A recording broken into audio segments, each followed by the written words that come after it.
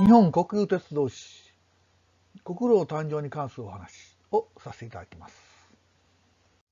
今回は国路誕生の頃の話とそれに関連する人員削減処分のお話をさせていただくことで思います。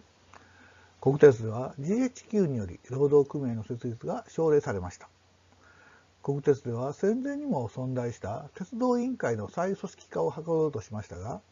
国鉄内部からの批判も強く、官製の組合は消滅することとなりました。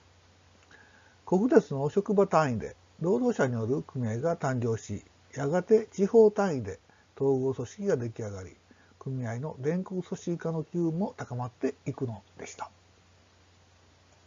戦前にも労働組合は存在しましたが、労働組合の存在は非常に弱いものであり、使用者に対しては請願という形で行われるのが一般的でした。実際には戦前にあってもストライキなどを実行する会社もありましたが、ことごとく労働者の敗北に終わっていました。特に太平洋戦争、大東亜戦争中は全ての組織が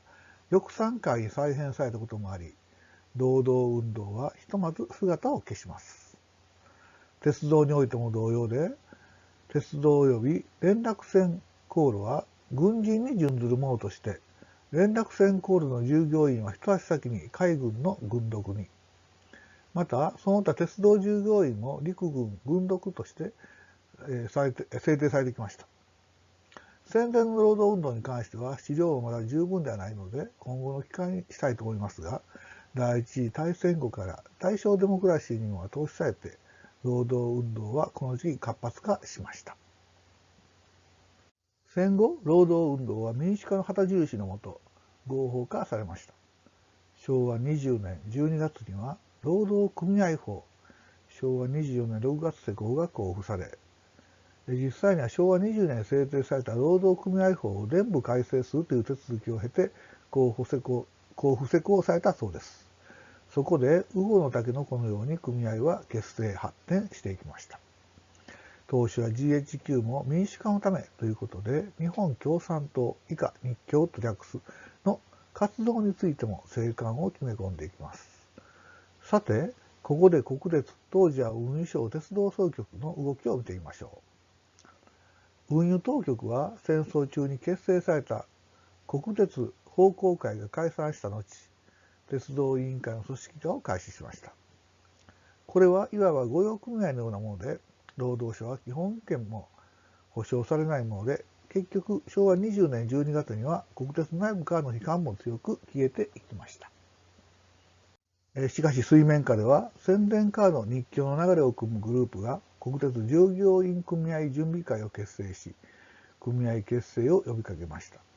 これが後に国労と呼ばれる組合に発展していきます。この動きは水面下各種現業機関、機関区、電職等の単位で結集が進み、やがて鉄道管理局単位で統合組織が出来上がるにつれて、組合の全国組織化の機運も高まっていくのでした。第4話に続きます。国労の誕生。統合組織への機運が高まった昭和21年2月27日には、北陸の片山津で国鉄労働組合総連合会の結成大会が開催され、同年3月15日、東京の非公会館で第1回の国鉄総連合中央大会が開催されました。これが国労の前身となる国鉄総連合です。この大会で発表された組合員数は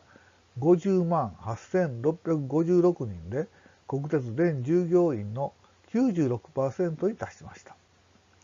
これは省電闘争のために全国鉄単一労組準備会が東京の地方協議会から除名されたこと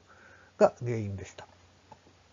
それがなければですね、ほぼ 100% 結集したということになります。ナショナルセンターの発足。昭和21年8月、全国には単位労働組合を都道府県別に結集した戦前の総同盟の流れを組む日本労働組合総同盟、略称総同盟21の産業別単位労働組合連合組織として共産党の影響力の強い全日本産業別労働組合会議、略称三別会議が発足しました。政党的に見ると、総同盟が社会党、現社民党ですね、系、で、三別会議が共産党系という住み分けとなっていました。そういった中、戦時中に多くの人を採用した海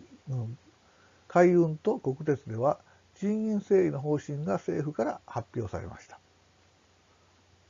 国鉄の場合、戦時戦後直後に受け入れた人員及び復員兵等受け入れで膨れ上がった人員を整理するため、約7万5千人が対象となりました。当時の国鉄職員が約51万人ですから、いかに大量であったかということが分かっていただけるかと思います。ただし、その内訳は戦時中に採用した女子職員や年少者、戦時中は満14歳で国鉄に就職した人も多数いましたが対象でした。国鉄総連合は闘争委員会を組織し、反対闘争を開始します。一部には反対はあったものの、国鉄総連は9月15日、電熱島を予定。9月14日、当局側が整理案を撤回するということで妥結しています。ただ、この問題についてはひとまず収拾が打たれましたが、ここで問題が解決したわけではなく、当時のハイパーインフレの中、運賃収入に対する支出が 1.7 倍、さらに戦争で破壊された設備の復旧や連合軍専用列車の運転などの負担などで収支は全く取れていませんでした。